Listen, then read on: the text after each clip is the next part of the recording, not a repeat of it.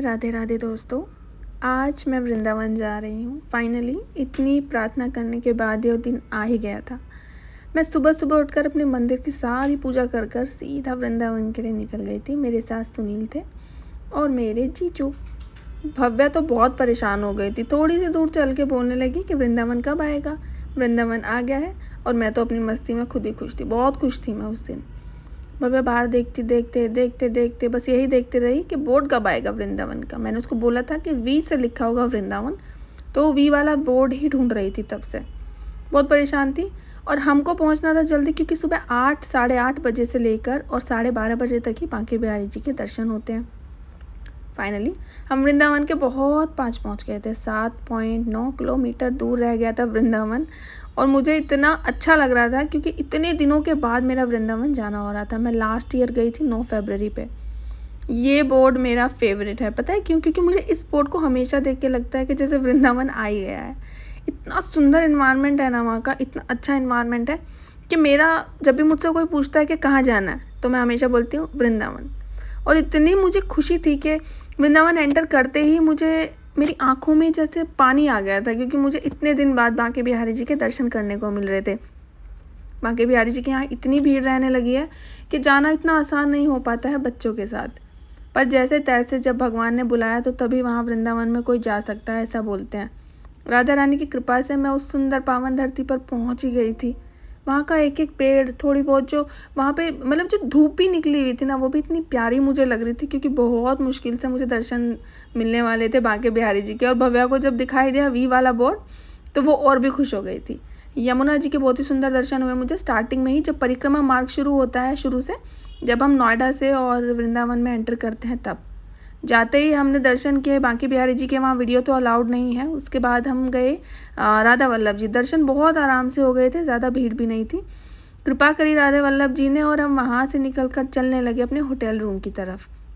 दर्शन करने के बाद ही हमेशा हम चेक इन करते हैं, तो वो मुझे सबसे अच्छा लगता है। क्योंकि बात क्या है कि पहले दर्शन हो जाते हैं तो जो असंतुष्टि सी मन में रहती है कि पता नहीं दर्शन कैसे होंगे, कब होंगे, भीड़ ना हो, ये ना हो, वो सब नहीं रहता है। हमारा होटल थोड़ा अंदर जाके था, चैतन्य विहार फेज़ 1 में। आप जा सकते हैं, वहाँ पे केडी धाम करके होटल था, हमने लिया था। वहाँ 1000 पर नाइट का मुझे एक्सपेंस पड़ा था। वहाँ से सीधा रिक्शा लेकर हम चल दिए थे। हमने डिसाइड किया कि हम लोग राधा रमन मंदिर जाएंगे। राधा रमन मंदिर गए, वहाँ पे वीडियोग्राफी अलाउड नहीं थी तो मैं ज़्यादा कुछ वीडियो ले नहीं पाई। वहाँ से हम सीधा निधिवन गए। राधा रमन जी के पास ही निधिवन है। राधा रमन जी का मंदिर निधिवन के, आप अगर निधिवन है तो उससे आप राइट हैंड साइड में थोड़ा आगे चलेंगे तो वहाँ से अंदर फिर आपके लेफ़्ट में एक गली जाएगी जहाँ पे आपको राधा रमन जी के दर्शन हो जाएंगे। अंदर तो वीडियोग्राफी अलाउड नहीं थी, पर निधिवन में मैंने पूरा आनंद लिया। भव्या बहुत इन्जॉय कर रही थी क्योंकि इतने मंदिर थे, इतने बंदर थे कि सब चीज़ें उसको इतना अलग अलग लग रही थी। और फिर आता है मेरा और भव्या का सबसे फेवरेट पार्ट, माँ यमुना के दर्शन।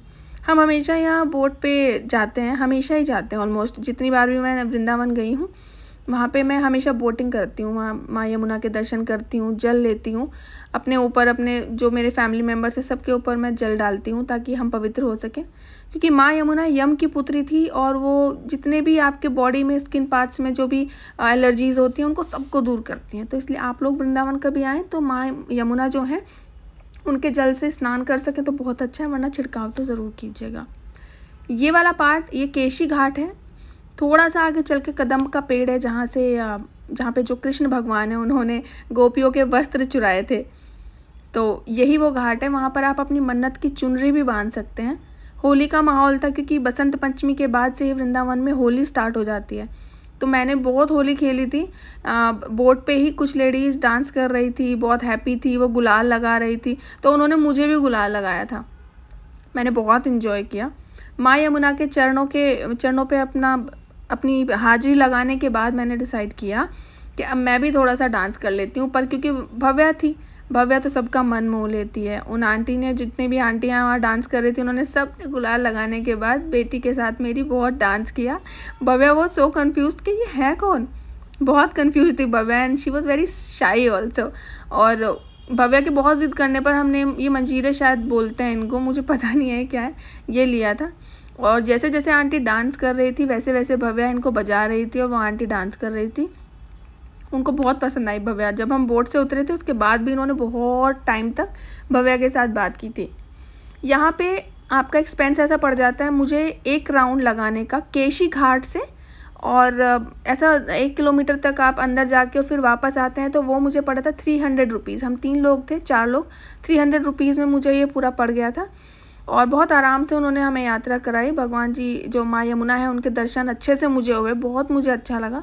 हम वापस आ गए थे अपने किनारे पर। बहुत सुंदर, देखिए कितना सुंदर लग रहा है ये सारे झंडे, और जितनी सुंदर सजी सजी होली की वजह से बोट्स खड़ी हुई थी। कुणाल को बहुत पसंद आया क्योंकि कुणाल पहली बार वृंदावन आया था और इस तरह से उसने एंजॉय किया था। फिर हम होटल चले गए थे, वहाँ पे हमने आराम किया और वापस हम आए। हरे कृष्णा कृष्ण कृष्ण हरे हरे, हरे राम राम राम हरे हरे। तो आप समझ ही गए होंगे, हम आए इस्कॉन मंदिर। बहुत अच्छा वहाँ का नज़ारा था। वहाँ पर आरती हुई, आरती होने के बाद वहाँ पे थोड़ी देर बैठकर हमने हरे कृष्णा मंत्र का, महामंत्र का जाप किया। वहाँ संगीत तो आपको पता है हर टाइम चलता है, वो हमारा मन ही मोह लिया था। भव्या ने बहुत डांस किया। उसके बाद हम सब ने डिसाइड किया कि चलो हम चलते हैं प्रेम मंदिर। ओ माय गॉड, प्रेम मंदिर में बहुत रश था, बहुत ही रश था। इतना ज़्यादा रश था कि भव्या और मैं वहाँ फंसे ही रह गए थे। थोड़ा थोड़ा करके हमने वहाँ दर्शन किया। अंदर वीडियोग्राफी और कैमराज अलाउड नहीं है, तो हम बाहर से ही देखने लगे। यहाँ पे आपको दिख जाएंगे कि जो शेषनाग थे जिनके ऊपर कान्हा जी ने चढ़ने के बाद डांस किया था और उनका सारा विष निकाला था, उसकी फ़ोटो थी। जो उनकी बनाई हुई एक मूर्ति थी जो कि मूवमेंट करती थी, और इतने सुंदर सुंदर फ्लावर्स और इतना प्यारा उन्होंने गार्डन वहाँ पे बनाया हुआ था। मुझे बहुत, हालांकि मैं पहली बार नहीं गई थी, पर फिर भी मुझे पिछली बार से इस बार बहुत ज़्यादा चेंजेस नज़र आए। कई सारे नए नए प्लांट्स और कई सारी नई नई उन्होंने जो मूर्तियाँ हैं भगवान की वो यहाँ पे लगाई हुई थी। जैसे कि जो झूले वाली पहले मूर्ति थी वो अलग तरीके से थी। जो हमारी गोवर्धन महाराज की, जो गोवर्धन भगवान जी की हमारे पास मूर्ति थी जिसमें कान्हा जी खड़े हुए थे और उन्होंने गोवर्धन पर्वत को अपनी उंगली पर उठाया हुआ था, वहाँ से पानी इस बार प्रॉपर बह रहा था। अदरवाइज़ हर बार मुझे वो नहीं लगता है कि बहता है। बहुत ही मन को मोहने वाला दृश्य था, बहुत ही सुंदर जिसको आप बोलेंगे। देखिए एक एक चीज़ वहाँ ऐसी बनी हुई है जिनको देखकर आपको वास्तविकता में ऐसा लगेगा कि हाँ ये हुआ था। जो मोर बनाए हुए थे, जो गोपियाँ हैं, राधा रानी है बहुत। अब बात थी रात के 2 बजे की, आप समझ ही गए होंगे। मैं जा रही हूँ श्री श्री श्री प्रेमानंद जी महाराज के दर्शन करने के लिए कुणाल के साथ, क्योंकि सुनील की थोड़ी तबीयत ठीक नहीं थी। हम 1 बजे होटल से निकले थे और 1 बजे निकलने के बाद हम 1:30 बजे तक पहुंच गए थे जहां प्रेम मंदिर की सीमा ख़त्म होती है। वहां से परिक्रमा मार्ग जाता है। वहां पर गुरुदेव सुबह के समय में दर्शन देते हैं। गुरुदेव जी का फ्लैट वहीं पर ही है, प्रेम मंदिर के सामने ही कॉलोनी में उनका कहीं फ्लैट है, मुझे नहीं पता है, बट ऐसा मुझे जो हमारे ई रिक्शा वाले थे उन्होंने बताया। तकरीबन 1 घंटा इंतज़ार करने के बाद 2:20 के आसपास गुरुदेव जी ने अपने कर कमल जो है धरती पर रखे थे, और उनको देखते ही मेरी आंखों में पानी आ गया था। कुणाल ने तुरंत से शूट किया कि देखो साली कैसे रो रही है। जैसे ही वो मेरे पास आ रहे थे, जो मेरी फीलिंग्स थी वो मैं आपको समझा नहीं सकती वो किस तरफ बढ़ रही थी। इतना अच्छा और इतना सौभाग्यशाली मैं अपने आप को महसूस कर रही थी। सबसे अच्छी बात प्रेमानंद जी महाराज की ये थी कि जितने भी भक्त वहाँ पे खड़े हुए थे वो सबको देखते हैं, हर एक आदमी पर वो अपनी कृपा दृष्टि डालते हैं। कहते हैं कि संतों के जो दर्शन होते हैं वो बिना हरि कृपा के नहीं मिलते हैं, और जब वो मिलते हैं तो संतों की दृष्टि पड़ना, समझ लीजिए आपके जीवन का उद्धार हो गया। यही बस जीवन का सार है, और मेरे ऊपर उनकी दृष्टि पड़ी और मेरा जीवन सफल हो गया। मुझे बहुत ही खुशी हुई कि इतनी महान पुण्य आत्मा के दर्शन मैंने किए, और उन्होंने मुझे देखा। उन्होंने हर एक आदमी को जो वहाँ पूरी रात से खड़ा हुआ था उनको देखा। जब वो चले गए तो मुझे उनके चरणों में जो फूल पड़े हुए थे वो उठाकर मैं लेकर आई, ताकि जो मेरे फैमिली के मेम्बर्स उनके दर्शन नहीं कर पाए उनको उनका आशीर्वाद मिल सके। ये वाला जो हमारा दृश्य था ये बहुत अच्छा था। सुबह सुबह उठे हम और फिर हम निकल पड़े गोवर्धन जी की यात्रा के लिए। सुबह उठते ही जब नाश्ता पानी हमने किया, वहीं पास में ही एक होटल है जहाँ से हमने खाना खाया था। हमारे यहाँ सुविधा तो थी पर मुझे पसंद नहीं आई।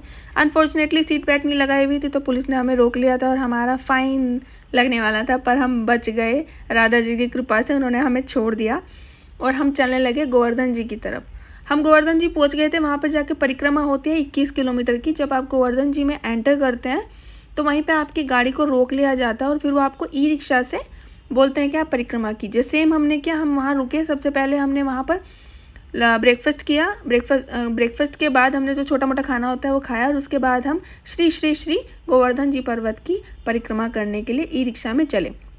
300 रुपीज़ हमें लगे 21 किलोमीटर की परिक्रमा करने के लिए, जिसमें कि जो गिरिराज पर्वत जी हैं वहाँ पर भी बीच में होकर आई। ये श्री गिरिराज जी पर्वत हैं, जो गोवर्धन पर्वत हैं, उनका जो मंदिर है मेन वो यहीं पर है। यहीं पे उनके मूर्ति रूप में दर्शन अवेलेबल हैं, वो मूर्ति रूप में यहाँ पे स्थापित हैं।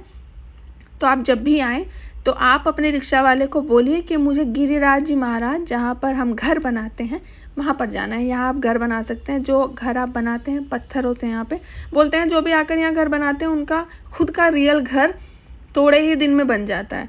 तो ऐसी मान्यता है, मैंने भी मान्यता पूरी की, मैंने अपना घर बनाया था। नीचे वहाँ बहुत नुकीले पत्थर थे तो वहाँ शूट नहीं कर पाए हम, बहुत तेज़ धूप थी, कुणाल को तो बहुत तेज़ धूप लग रही थी। वहाँ से हम चले, मेरी राधा रानी, मेरी सबसे बड़ी जो हमारी ठाकुरानी है श्री राधा जी के मंदिर हम गए। उस दिन बहुत ही रश था, संडे का दिन था और इतनी ज़्यादा भीड़ थी। बांके बिहारी जी के दर्शन हमें जितने आराम से हुए उतनी ही मुश्किल से हमें राधा रानी के दर्शन हुए। भीड़ भाड़ में अंदर फोटोग्राफी अलाउड नहीं है, आप सभी जानते हैं, तो फ़ोटो तो वहाँ हो नहीं सकते हैं। और भीड़ जितनी थी आप देख लीजिए, बहुत ज़्यादा भीड़ थी। कुछ लोग तो, हम 1 बजे के आसपास वहाँ पहुँचे थे। 18 किलोमीटर पड़ता है गोवर्धन से श्री राधा रानी का महल। वहाँ नीचे आपको, जैसे ही आप आएंगे तो वहाँ नीचे आपको बाइक्स मिलती हैं जो 25 रुपीज़ या 75 रुपीज़ तक आपको राधा रानी के महल तक छोड़ देती हैं। राधा रानी के दर्शन करने के बाद वापस जा रही थी, मेरा मन बहुत दुखी था क्योंकि मेरा मन लगता है वृंदावन में। आप भी आइए वृंदावन में। राधे राधे।